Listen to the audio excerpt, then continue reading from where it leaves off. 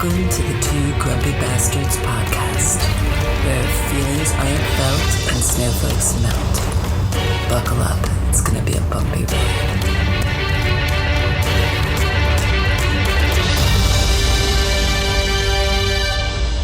They painted over ants.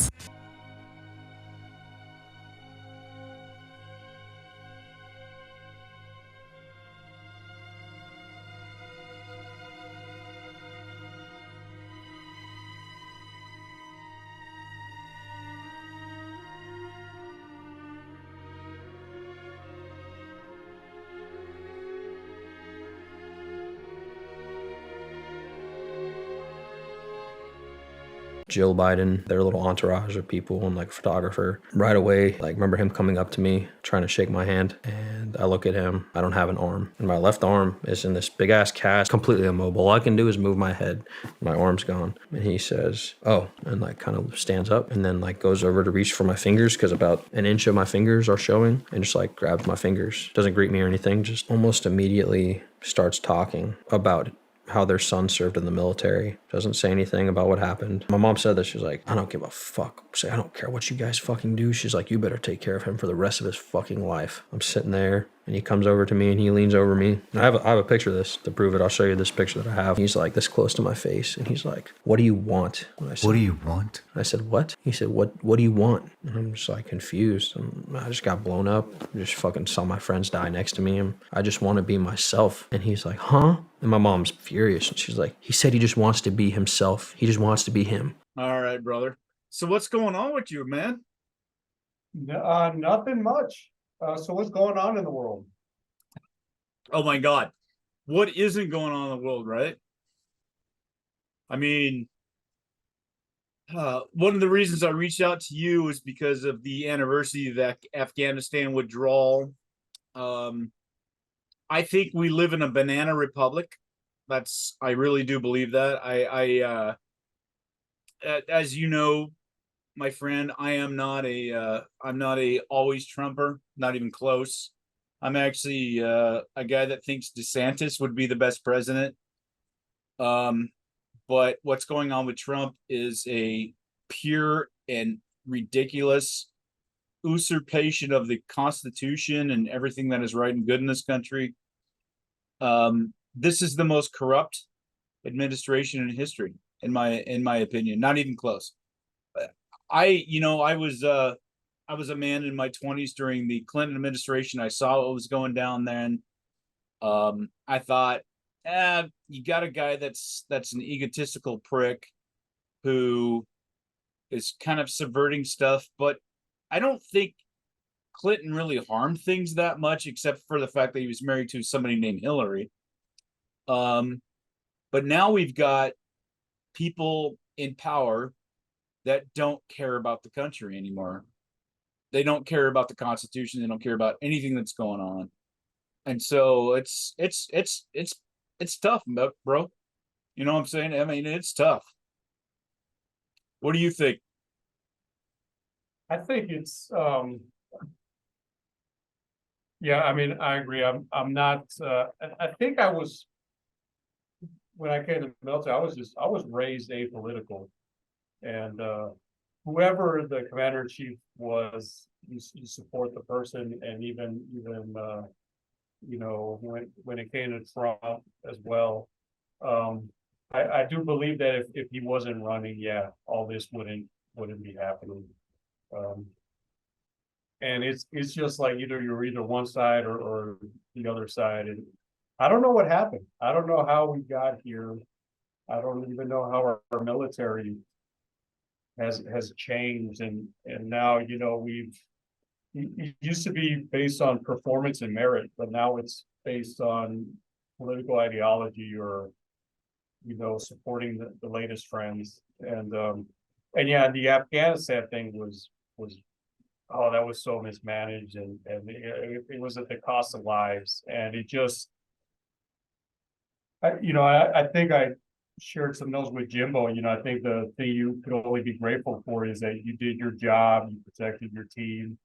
But then you got, I talked to a lot of my vets who are out or actually still in and say like, wow, did we really waste our time there? Was it you know. And then a lot of our senior leaders are like, hey, this is the mission. We're going to be here till the end. And then all of a sudden, by a snap of a finger, then all that thing just went down bad.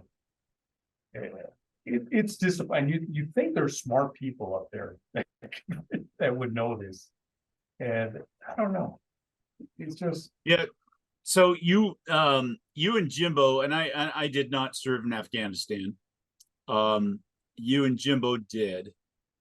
God, and there's so much to talk about around that, but the withdrawal. I'll share this with you, and for those of you who don't know, Mocker here recently retired from the United States Army, and you don't have to share your fucking name or anything like that, but recently retired. Guy that I worked with when he was a mere E7, just a mere little tadpole.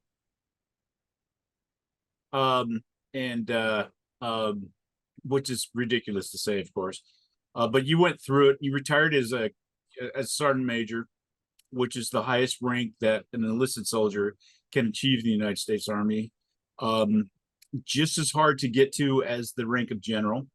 On the other side, being an officer, I was an officer, and Erick and I was blessed to have Erick in my command at some point, underneath the umbrella of my command at some point. And you served in Afghanistan, and so did Jimbo on a couple of occasions. So you have a unique perspective on this. I have a very political and analytical and intellectual perspective on it. So can you give me an idea of how you felt now that we're in the month of the anniversary of the withdrawal of Afghanistan? And I'll leave my point out of it. Can you give me an idea of how you felt about that withdrawal, that Joe Biden policy, and how we pulled out of Afghanistan, please? I felt like, wow, did we just waste our time? Did we? Yeah. Did we?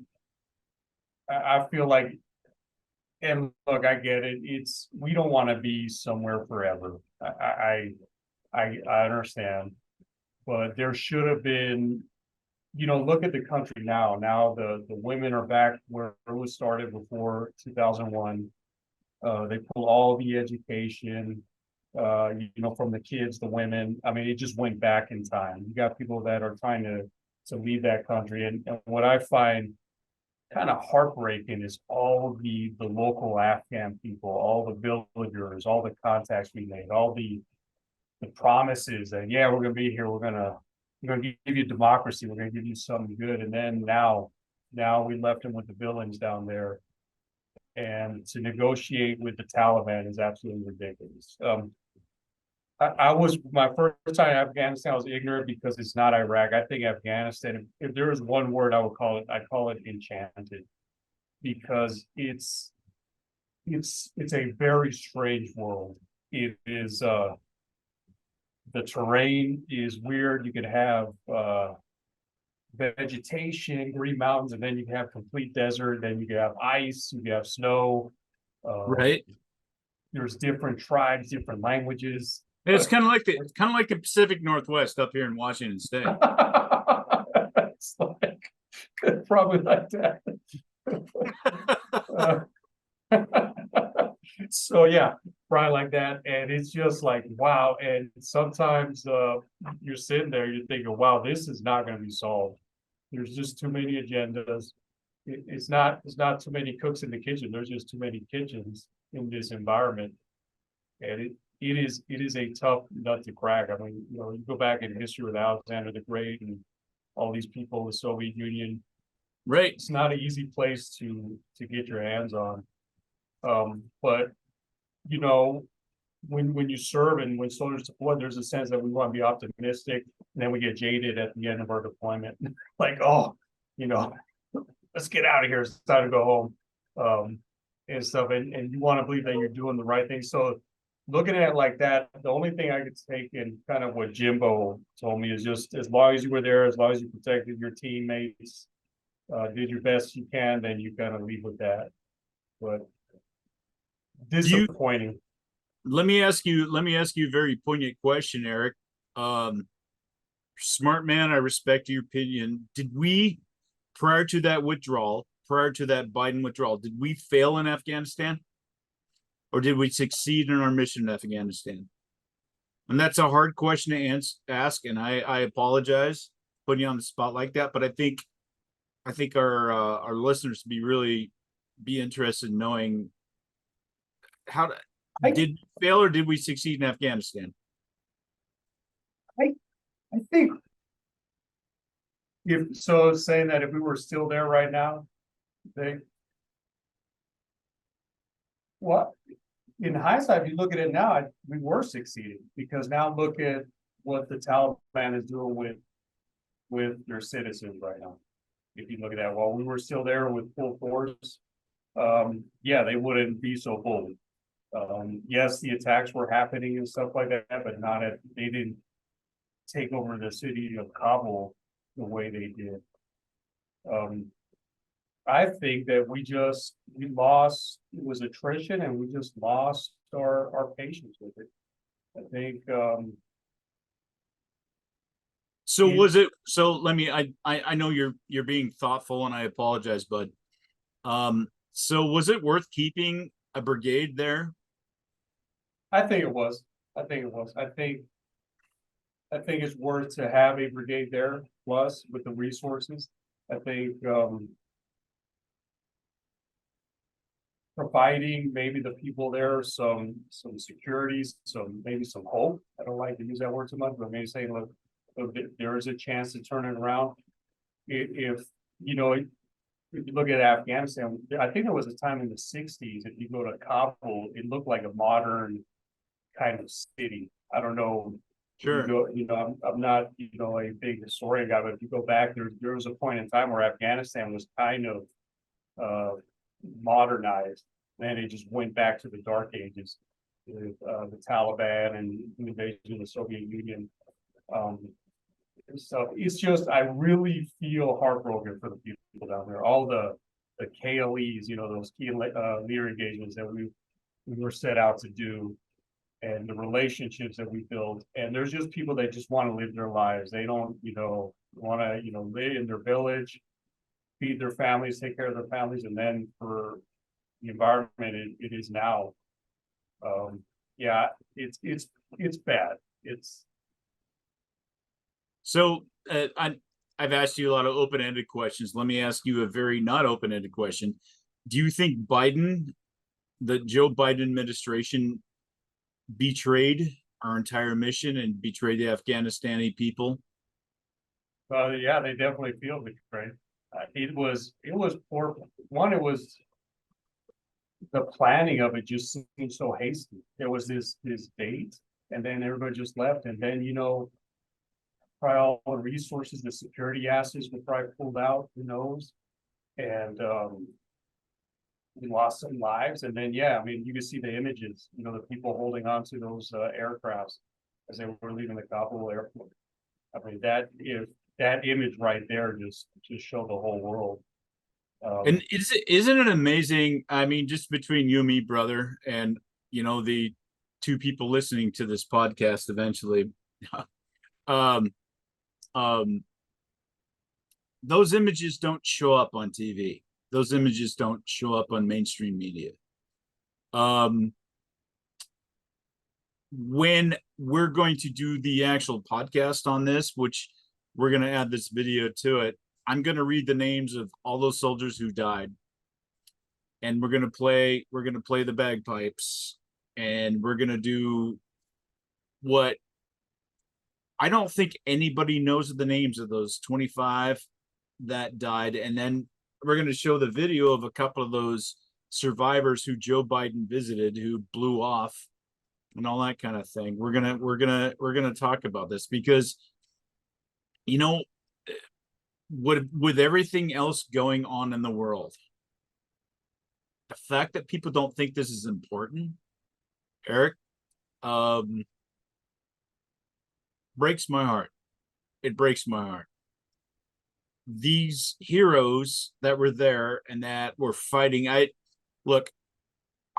got out under the Obama administration, and it was ugly getting out even under that, because it was just like so not the army anymore. Again, it became the war on metrics, and how many of your people have been to the dentist this month, Colonel, and blah. It's la la la. You've been through that. I mean, you were at a very high level on the NCO side, and you get what politics is like when you're not fighting a war anymore. You fight a war of politics, and I lost complete interest in that. I lost complete interest. My heart just went out of me. And then I see a commander-in-chief. I am not a pro. I'm not a pro-Trump guy. I'm not, as you know.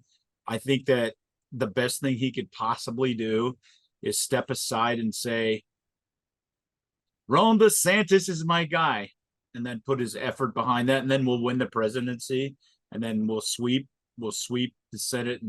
But he's not going to do that because he's an egotistical prick. But talk to me about the difference, about what military life was like under Donald Trump. Did you feel a difference? Did you feel a resurgence of patriots? And I'm sorry, I'm not trying to sway you. Did you feel a difference under Donald Trump than you'd felt prior and then after?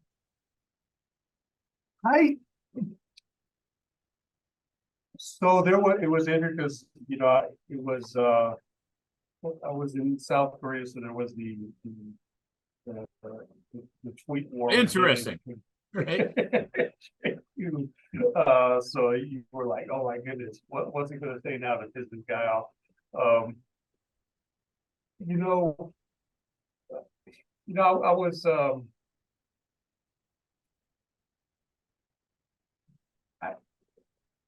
I can't say I noticed much of it. If I were to be honest, I didn't see.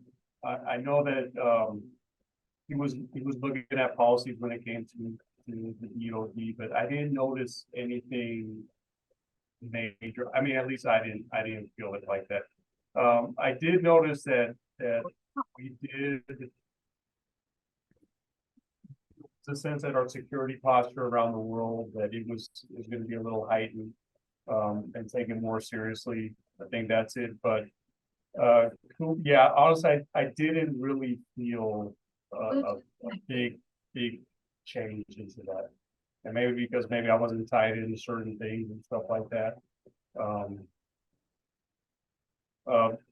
When I was in Afghanistan, the election happened when he came in, and I was there for a few months, so there really wasn't no big shift. I mean, we continued mission Right. During that time.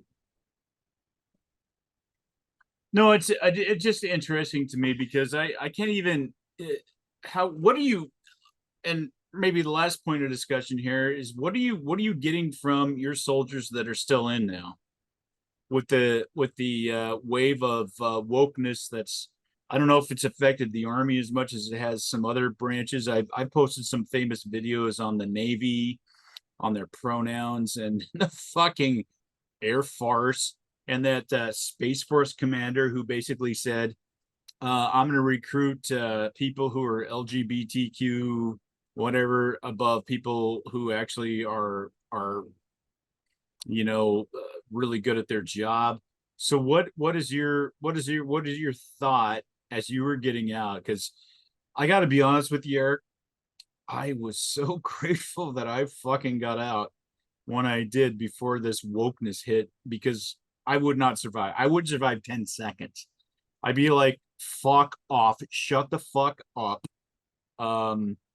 No, we have pronouns in the Army, sir, master sergeant, sergeant, colonel. We have pronouns. That's all we recognize. That's all we recognize.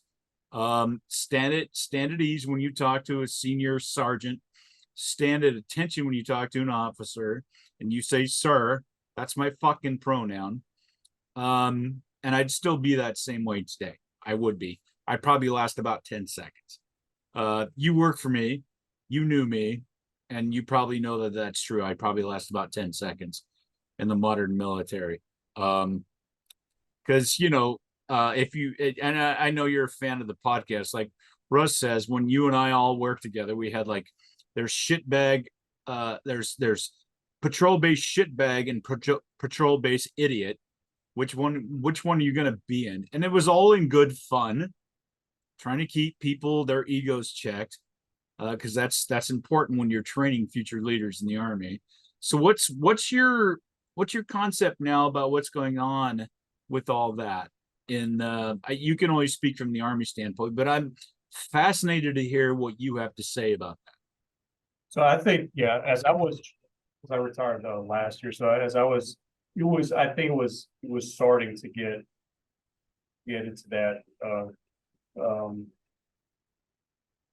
It was slightly creeping in and stuff like that. I think, like you said, those comments earlier, shitbag and cherry and all these words, that was in the early 90s when I came in. I think that was true grit. I don't think, I think, growing up, it wasn't, we didn't, I used to quote a saying like, the Vince Lombardi saying, I don't see black, gay, straight, white, I see Packard green. Now, if I would say that quote now, I'd probably be looked on. I'd probably get a counseling statement, letter reprimand. I don't know. So I think we're starting to miss where it was, merit. It was like, like Martin Luther King said, content of your character. It didn't matter. And I think soldiers that train hard, they don't really think about position. They don't think about, someone's, sexual preference and all that stuff. And I think when we're not training, when we're not engaged in a mission, and we have all these people in their offices coming up with new crazy stuff, then that's where we get distracted. And did you lose some faith in leadership up top during that whole thing when you have I know Millie is a Marine, which and I make fun of Marines all day long, but I never disparage the bravery and the mission of the Marines. I love me a Marine. There's the difference between a Marine and a soldier is a soldier actually thinks and a Marine just actually does. I actually believe that statement. Marines are fucking stupid is what I'm trying to say. But did you guys lose some respect for the top? Yeah, I mean, I did. They were getting too much into that conversation, and as a military, I think we need to stay away from that. We don't need to be involved in those conversations or get into tweet or X or all that nonsense. So yeah, that was disappointing to see. And I think now we've lost that apolitical stance. Or you could have your politics and stuff like that, but what I liked in the Army is it was joining an organization where you had to adapt.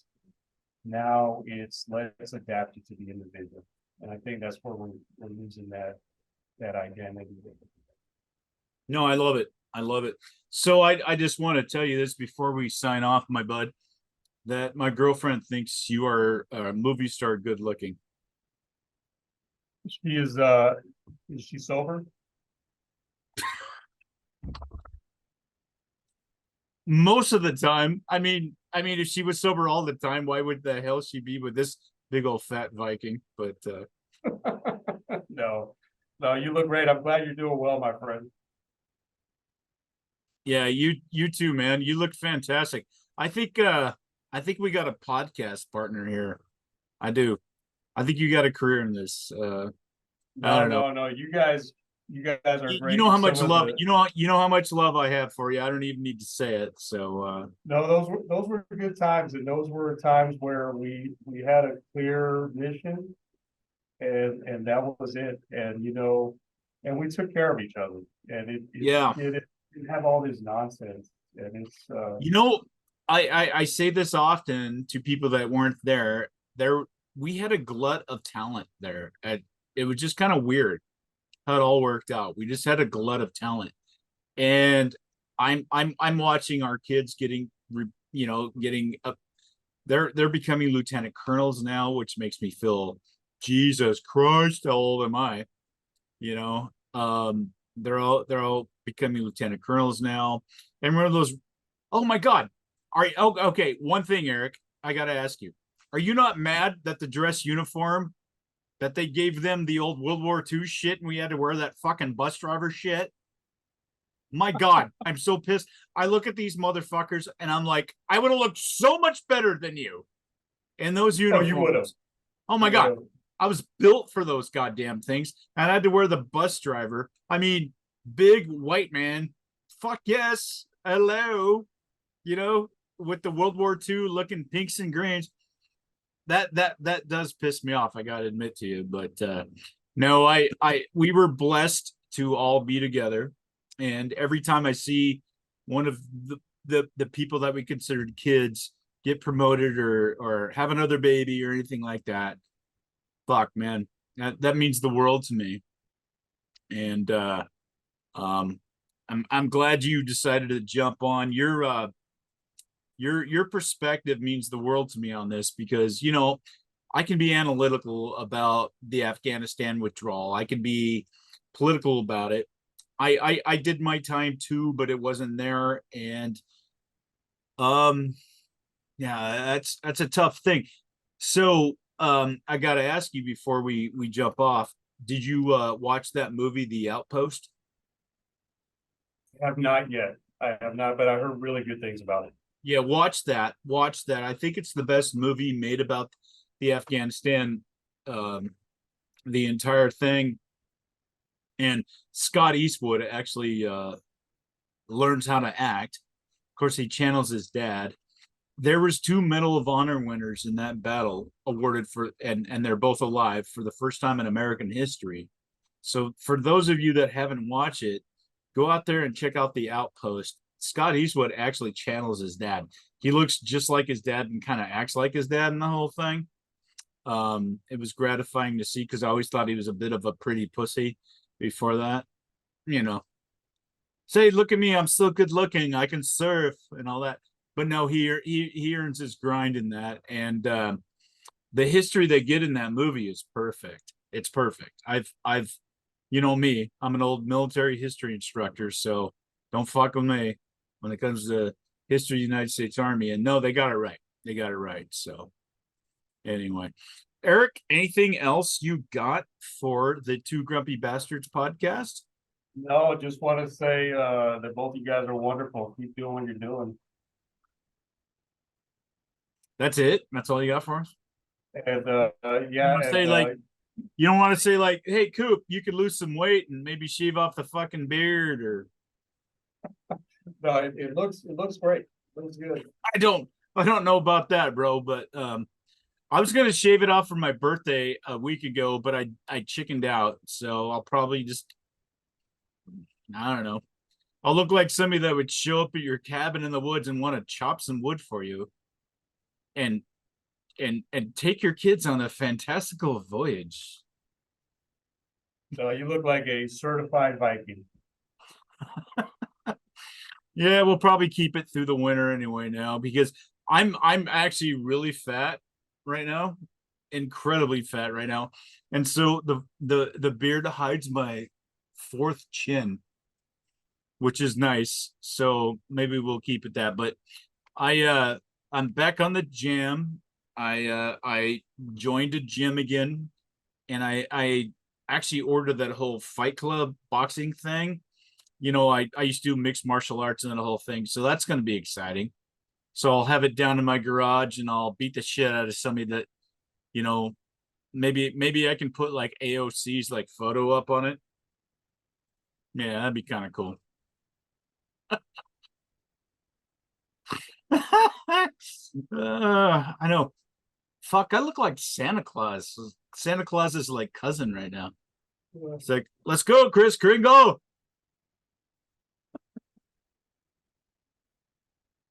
It's a pleasure seeing you again, my friend. It is, and I'm serious. I'm glad you're doing well, brother. Yeah, I love you, man. Spend that time with Huck. Yep. No, I'm gonna jump in the shower and there's gonna be Huckleberry time.